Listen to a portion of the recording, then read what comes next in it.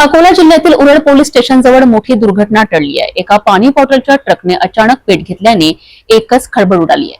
सुदैवाने ट्रक चालकाने वेळीच प्रसंगावधान राखून जीव वाचविला आणि कोणतीही जीवितहानी झाली नाही।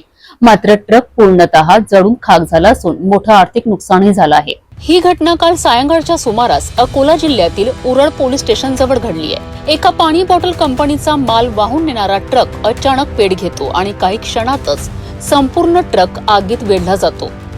शॉर्ट सर्किटमुळे ही आग लागली असल्याचा प्राथमिक अंदाज व्यक्त करण्यात येत आहे। ट्रक चालकाने प्रसंगावधान राखत तात्काळ गाडी थांबवली आणि स्वतः बाहेर पडून जीव वाचविला।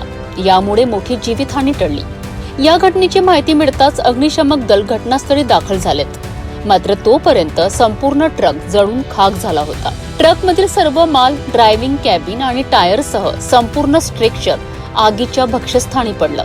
सध्या पोलीस आणि अग्निशमक विभाग संयुक्त चौकशी करीत आहेत। ट्रक कुठून कुठे जात होता, किती किमतीचा माल होता याबाबतची माहिती गोळा करण्यात येत आहे। नागरिकांनी या घटनेचा व्हिडिओही मोबाईलमध्ये कैद केला असून तो सोशल मीडियावर मोठ्या प्रमाणात व्हायरल होतोय।